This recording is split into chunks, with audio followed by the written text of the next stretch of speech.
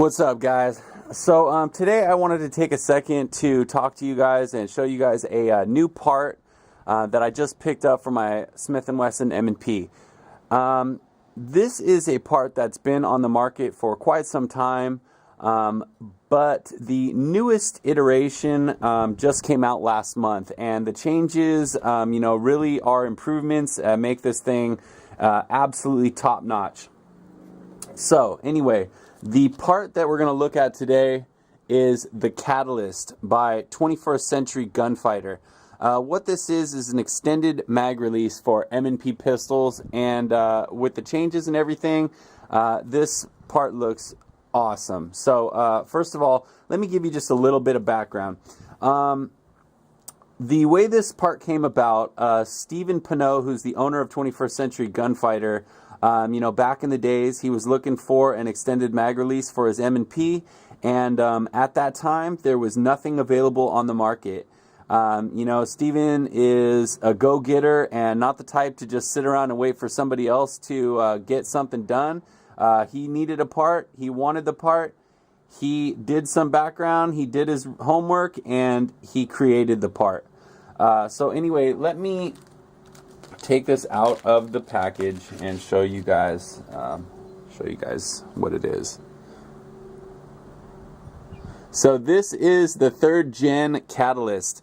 The 1st and 2nd gens were great extended mag releases. They were very similar to one another, almost to the point I would just group them into the same category. But there was a couple reports from the field that stated that a couple people had issues with the locking bar on the 1st and gens giving way, and being that Stephen wasn't about to have his name on something that wasn't absolutely rock solid, he went back to the drawing board, revised a few specs, and actually spec'd a much sturdier metal for the magazine lock bar here, and came out with the Gen 3. To just give you a quick rundown on the couple differences here, the Gen 1 and 2s in this area were very, they had a much sharper edge right here. So Stephen felt that it would be an improvement to kind of put a radius on this edge right here, and so he did, as you can see. Let's try to get this in focus if we can, get a close-up. So anyway, you can see the edge right here has been radiused. And then the other difference, as I mentioned, was he spec'd a much stronger metal for this locking bar right here. This metal used in the Gen 3 is 5 times stronger than the factory M&P mag release lock bar. So with this improvement, you should definitely have no issues with the durability and longevity of this piece right here. So to give you an example of how the extended mag release can be a benefit to you, I have fairly average hands, medium size. If you have small to medium size hands, sometimes it can be difficult to actuate the mag release while your pistol is in a standard firing position. As you can see, my thumb right here is having difficulty actuating it, and what I've done to compensate for this is I will roll the gun towards me slightly when I go to grab a magazine, and at that point it's easy to actuate the switch. And then, of course, when I go back out to my shooting position, I'm going to need to correct, recorrect the gun, push it back into position for my proper firing grip. So if you're like me and need to roll the gun slightly, there's a benefit in the potential, less of a throw and a longer extended release give you the benefit of not having to roll the gun as much or at all in order to be able to actuate the mag release. So being that my hands, that I fall into that category, I felt that this, Catalyst may be a good way to improve my ability to actuate the release. So I went ahead and gave Steven a call and discussed this part with him for, you know, a little bit, and in the end I ended up picking one up. So give me 1 second now. I'm gonna go ahead and get ready to swap the new part in and show you guys a step-by-step and kind of talk you through it so that you can have the confidence to do this swap for yourselves if you get this part. So give me 1 sec and I'll be right back. Alright guys, so when it comes to this swap, it is a super simple procedure. Anyone with any kind of mechanical know-how, anyone who's taken their M&P down a couple times for cleaning should have absolutely no problem doing this swap on their own. As far as tools required to do this job, really the only thing you need is a small flathead screwdriver. So that's what I have right here. And then you just need the catalyst and the gun itself. So to get right into it, the first thing you'll need to do is you'll need to take your pistol down to just the frame. Now, depending on which version of the M&P you have, depending on what your state restrictions are, this process could be slightly different. But for me, I just put the slide back, leave an empty magazine in, flip the switch down, let the slide ride forward, pull the trigger, and then eject the magazine and pull the slide right off the top. Once you get the frame to this position, you're ready to go on the swap. So let's get into that. The first thing you'll want to do, you'll want to locate the small retention wire that rides inside the U-shaped notch on the factory mag release. Once you locate that wire, the first thing will be to take your small screwdriver and put it up against the left side of the wire and push it out of the notch and off the mag release altogether. Once you do that, you'll see the wire will ride outside the U-shaped notch and there will be no more tension on the factory mag release. Once you get it to this point, you can just take your hand and press on the mag release as if you were pressing it to release a magazine, and it will press right into the frame. Once it's inside the frame, there is a small tooth on the factory mag release which will ride up against the wire, and the wire will hinder that tooth from passing to pull the mag release all the way out. So what you want to do at that point, take your small screwdriver again, and while you maintain tension on the back side of the mag release, you'll want to press the wire down towards the back of the gun and out of the way of the tooth so that the mag release can pass right by. Once you do that, the mag release, once the tooth is past that wire, the mag release can then just be removed straight out the this side of the gun, and it will get you to there. Now, to take a look at these two mag releases side by side, I will try to give you a good look at the difference here. You can see on the factory piece here, the face surface of the factory mag release, once it hits this point here, it starts to turn back down, and then at the bottom it's kind of radiused off there, where the catalyst, as you can see here, it kind of continues up along the same ridge as the tooth all the way to the very end and then is radiused off. So that's where you get your extended throw on this mag release to make it easier to drop mags with the gun in the firing position. You can see in terms of these two pieces, the difference in the thickness of the main tooth here. The catalyst has a much thicker tooth than the factory release as well.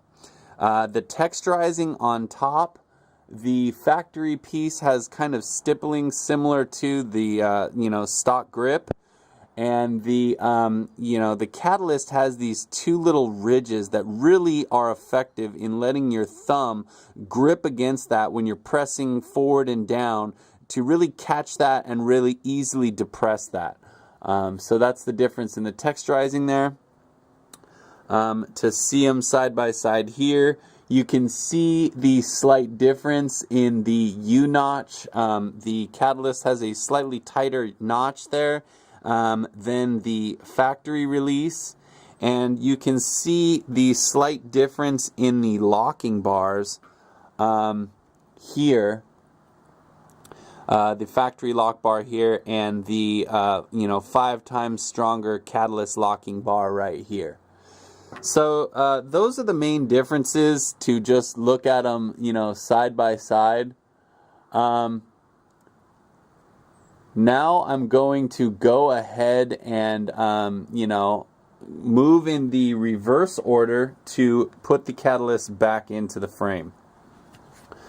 So for this, we'll work in the reverse. You take the button side of the catalyst with the tooth backwards towards the back of the gun and install it into the side that will end up being smooth until the tooth presses up against the wire again. So at this point, you're going to have to press the wire out in order to let that tooth pass the wire. So press it down. The tooth will then pass the wire, and at this point you're free to press the catalyst all the way into the frame. So you'll press it all the way into its standard position, and once again the wire will be riding right outside the U-notch like normal. At this point, take the small screwdriver tip and press the wire to the right and back, forward into the U-notch until it's sitting there completely inside the U-notch. At this point, you can depress the mag release to make sure that the tension is consistent on the mag release, and also that depressing the mag release allows the locking bar to go from a fully visible position there to a fully flush position there. That's how you know it's going to release the mags with no issue. Once you get to this point, you're in the home stretch. The only thing left to do, take your slide and put it back onto the pistol. Flip this switch back if it's not already back, and let the slide ride forward. And then either depending again on what state you're in, what version of the M&P, either you take the gun, point it in a safe direction and pull the trigger, or in my case, you take an empty magazine, insert it into the pistol, point the pistol in a safe direction and pull the trigger. So that's about it as far as the install. So give me 1 second and we'll take a closer look at the catalyst installed and discuss a couple more things that are up and coming with 21st Century Gunfighter. So here is the catalyst installed in the pistol. You can see it is a very nice fit in the front here, following the natural ridge of the pistol all the way up to the very end where it radiuses off. On the back side, the fit is phenomenal as well, following the ridge and then rolling right down to be flush with the trigger guard here. Very smooth and well done. The fitment in this area, very tight. There is no play up or down, left to right. This is a testament to the fact you could really tell that Steven really did his homework, really took his time to get the specs just right on this. So the fit is absolutely phenomenal, just perfect. And when it comes to actuation, doing a function check, you can see the magazine releases very easily every time. Super effective release there. As far as your standard grip, you can see without even rolling the gun, I can actuate the magazine release. You can't see it, but you can hear it there. and so you will have a lot less need to roll the gun during mag changes. You can pretty much just keep your hand right where it needs to be for a quick back, mag change and back onto the target.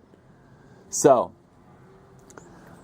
that is about it as far as the fit, finish, and function check on this part. A couple more things to mention.